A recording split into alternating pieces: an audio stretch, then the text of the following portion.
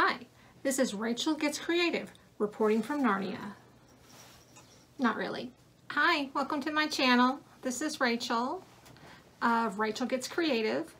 Rachel spelled with an E-A-L, a little different. And today I'm doing my best impression of a Romanov. It's a sad effort. I am not the last imperial Russian family. I'm not Anastasia, but I can pretend, I can imagine that these are diamonds and pearls and gold embroidery, because truly the 1903 ball that the Romanovs held has got to be one of the flashiest parties ever. So it was my inspiration, specifically colorized photos of the black and white photos from the event were my inspiration for the art that I'm going to show you in this episode. These beautiful colorizations were done by Olga Chernina. In addition to being a picture colorist, Ms. Chernina has a PhD in the German language and has served as a translator and a book designer. I'll put her website and social media links in the description below, as well as some articles about the process of the colorization. So with the addition of the color, you can just see how crazy opulent this ball was. I don't know how many millions of whatever currency was spent on this. Costumes are modeled after 17th century Russian nobility clothing, and they're just dripping with pearls and gemstones. The women's elaborate headdresses are called kokoshniks. Hope I got that right. And can we please take a second to appreciate this woman's attitude? I mean, she is it, and she knows it. And here's me. This is last year's Met Gala challenge look based on a costume by Cardi B. Also a bit of an elaborate headdress, but I had to throw it away because my pearls were made of marshmallows and my gemstones were made of candy sprinkles. Emily at the I can't never look at the thing. Emily at the 1903 ball. Who's Emily? I'll show you.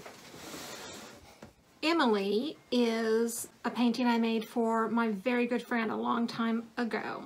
This is it. As you can see, some torn up paper for the background, some collage elements on the dress. I think it was watercolor pencil. She looks like she's kind of got a black eye. But if you zoom in close, she's got a little spot of blood. Excuse me. Excuse me. Because she's a vampire. I know, I'm acting pretty weird.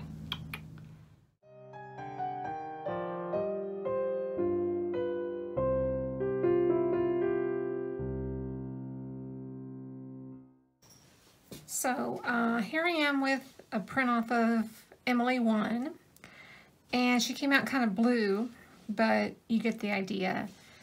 And I want to do something that's straight facing the camera, because these kokoshniks are so symmetrical. You know, I want them to be the same on both sides. So I'm just going to give it a go, drawing Emily 2.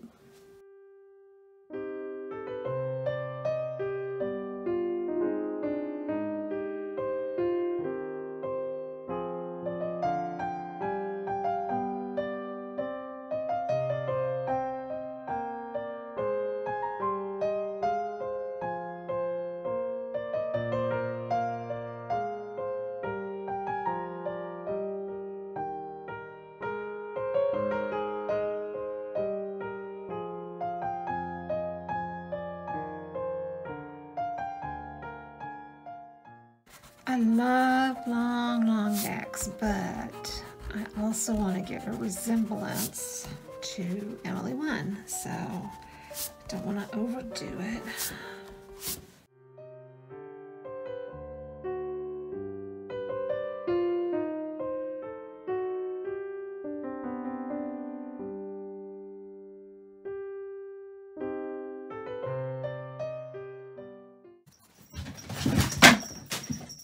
Okay, that didn't work out, did it? You giant dork.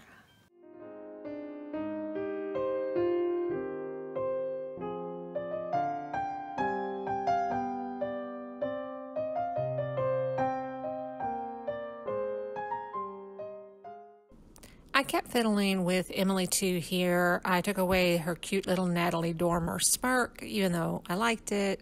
I think this is better. I made the mouth smaller. I made the top of the head even bigger. I'm not concerned with the fact that the eyes don't match because she's going to be super symmetrical. I'm actually going to pick the best side and duplicate it on the other side, maybe in Photoshop or just with good old-fashioned tracing.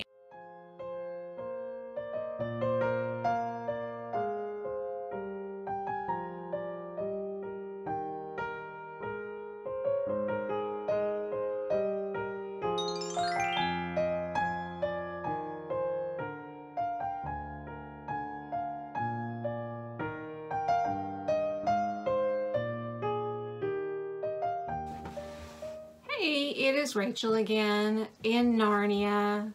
No. In the Winter Palace. It's Casual Friday. Someone is making their car go boom. Here's Emily too. There's this Smurf thing going on. I don't know why they're all blue. So I have her, and I'm going to show you something with her in a minute. No, I'm going to show it to you now. So, you are so manly. Okay, I got this from a very fancy store called Facebook Marketplace, and it's Southern Living Home, made exclusively for Southern Living Home in China.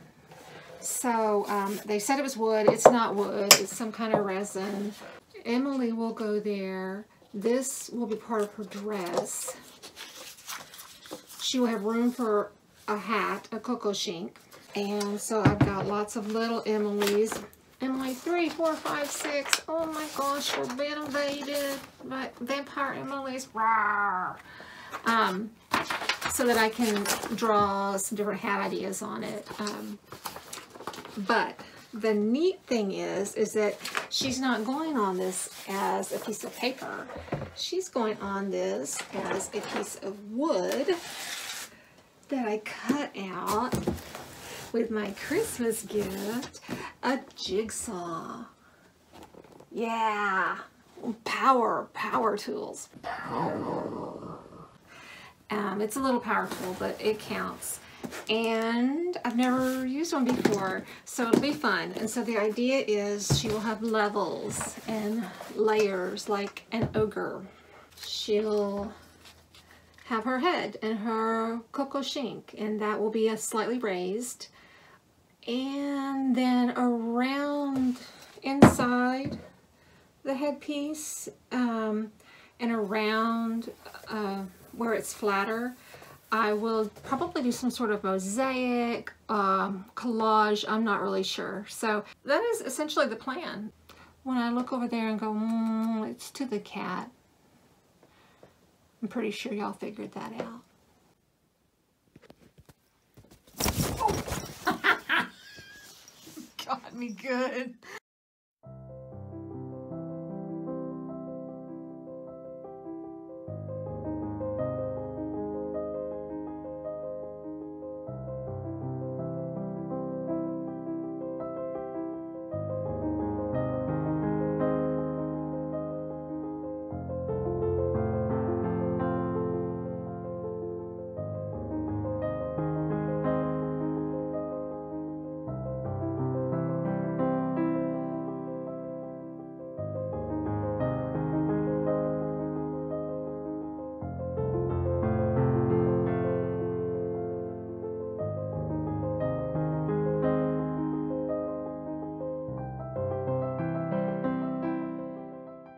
I cut out the head.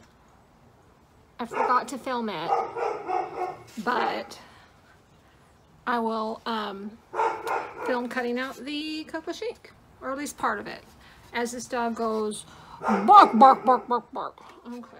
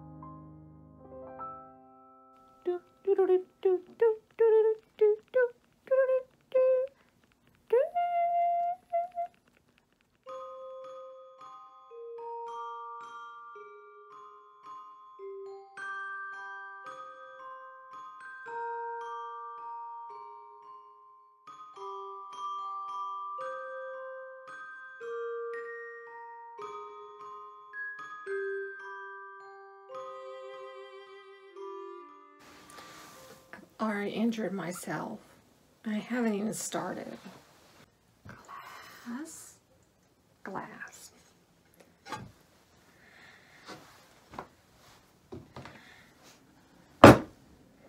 I didn't do anything.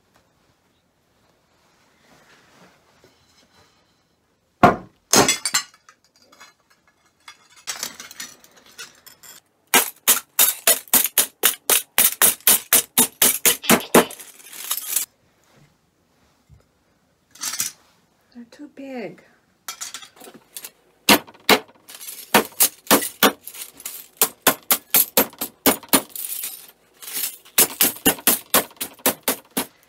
I am back.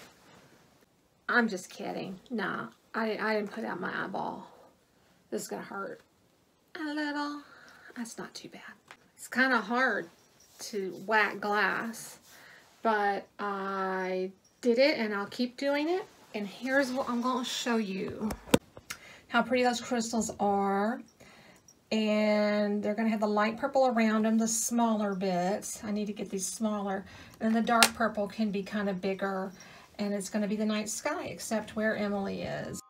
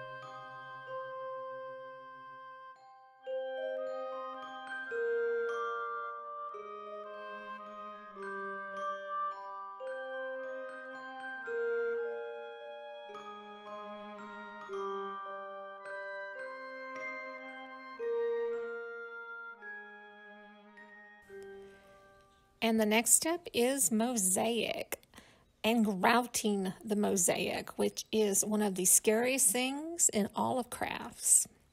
I got a pre-mixed grout, wearing gloves, and yeah, you're about to see why this is scary because you're covering up all your beautiful work. And yeah, it's scary because you have to take it back off with a wet cloth, and you just hope you do it in time and do it well. I did have some of the little beads fall off on me. I just let them fall off, washed them off, and I'm going to glue them back on after the grout is dry.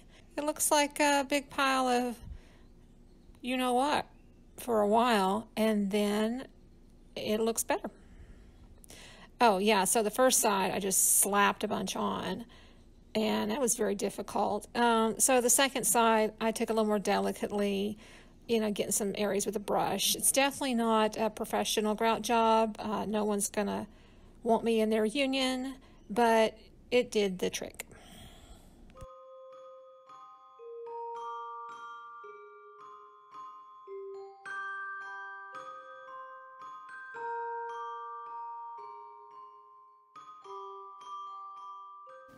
Hello. So what we've got here are lots of bits and things, gold and silver, iron and gold. I've been collecting these things forever.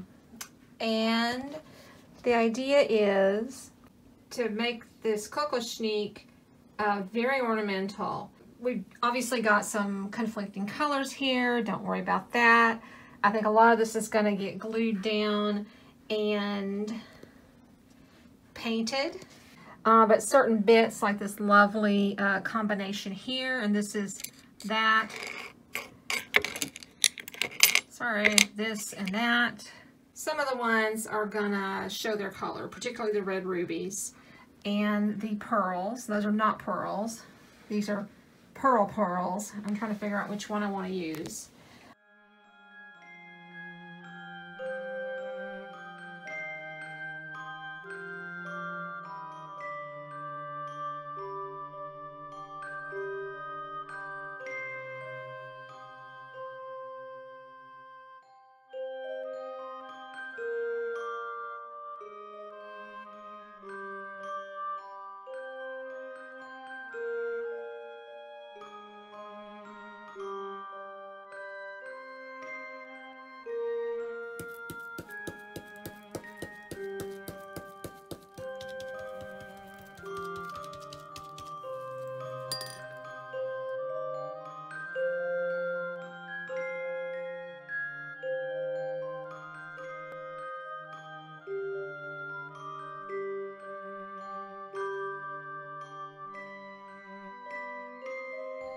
That little jewelry, teardrop-shaped jewelry, was nice, but it just was a little too dark for the hat I envisioned.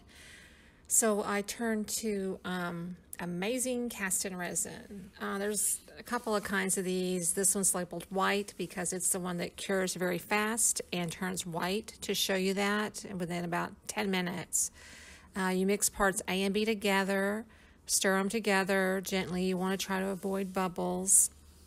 And then you pour them into a mold. I got this mold off Amazon. It's all sorts of fun curlicues. And what you should do, which I didn't do, is wear gloves. Because if that resin gets on your skin, it feels like super glue.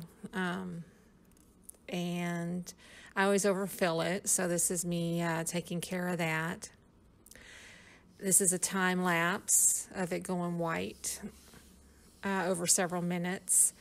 And then when you take it out, you should wait a little longer than I did and wear gloves because this is a little ooshy-gooshy, but it does harden up into a nice hard surface, which you can then prime and paint. So much of crafting, in particular collage or mixed media, where you're taking a bunch of elements and putting them together and hope it's cohesive. You just sit around and think a lot and make a lot of decisions and try this or that, and sometimes it fails and sometimes it succeeds. And so I've kind of come through that trial and error, realizing I want to add some silver leaf to this. It's very beautiful. And use the real pearls or the real cultured pearls. And because the pearls are round, and I can't imagine I glue them very well to a flat surface and stay symmetrical, I'm going to use some air dry clay to sort of hold them in place. Maybe also silver leaf that. So yet another element of a mixed media portrait of a vampire.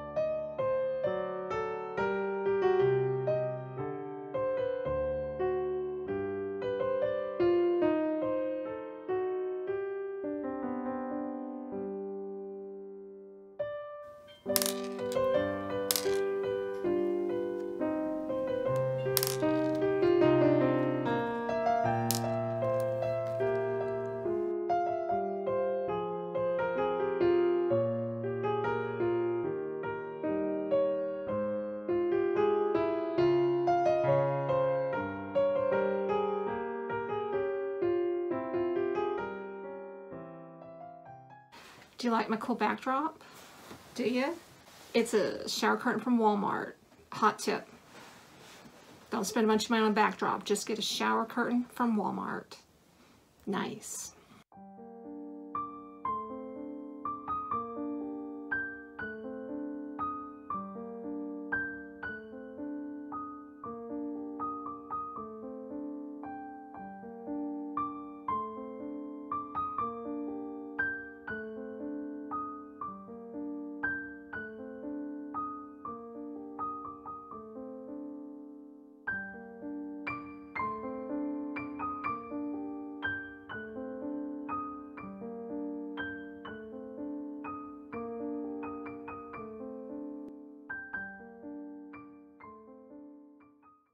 So Emily's face, the part I have been putting off, I'm finally doing.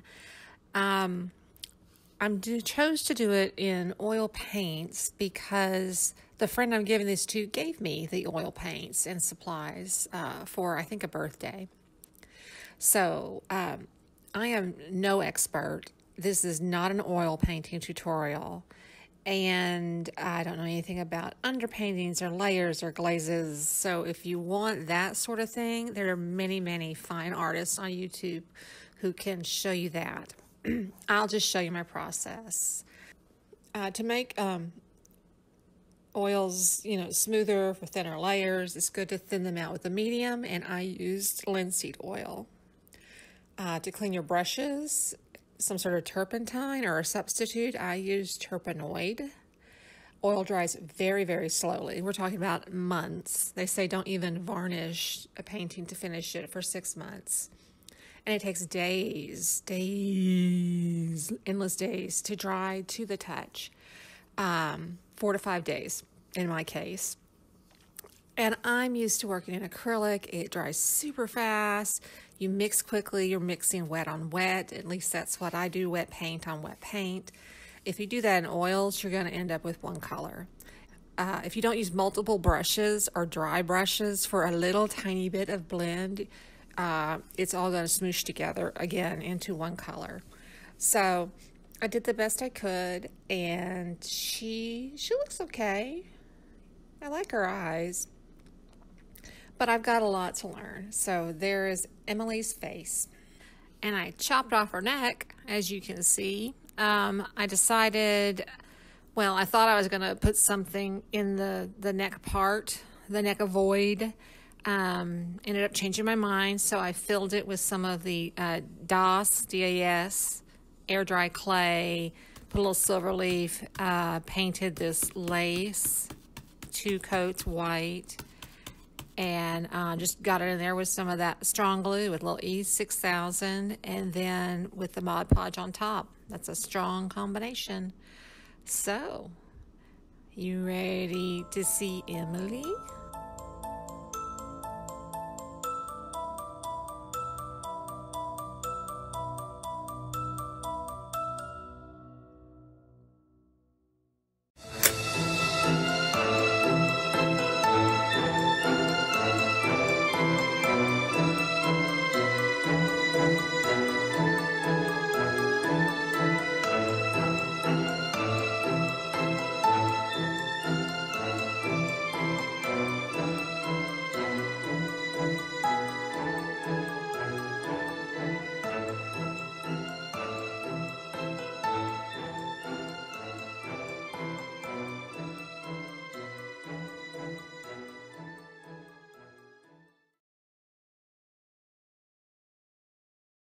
That's it. That's Emily. I love her.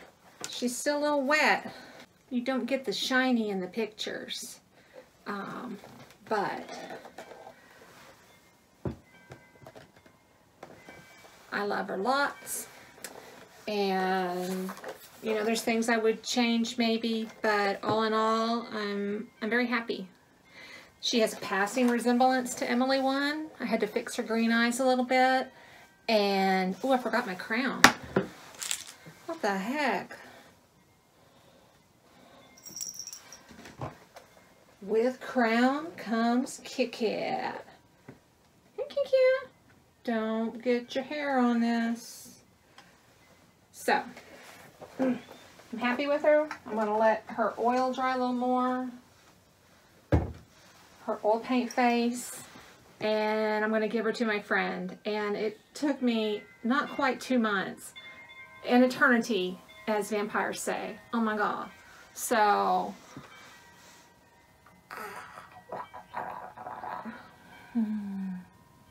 Thank you for watching my channel.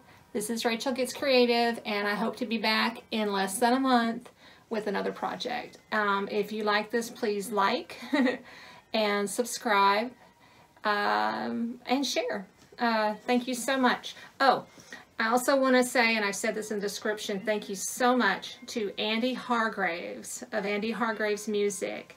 The beautiful dark Russian waltz that was playing at the beginning and the end of my video with the Emily presentations was by him, and he very kindly allowed me to use it in this video. So I will link to his channel below, and he is awesome. Whew. This cat is awesome. Emily is awesome. Art is awesome. And I'll talk to you later. Thank you.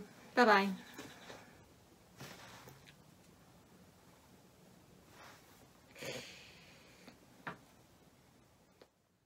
I forgot to say, hang out for just another 4 or 5 seconds. You're going to hear my impression of Bella Swan and Edward Cullen from Twilight.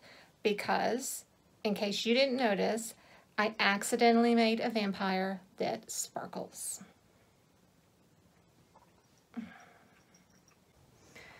Oh, Edward, I love you so much. Oh, Bella, you smell good. Love you forever. I want to be a vampire. No, you're so... I'm gonna play piano now.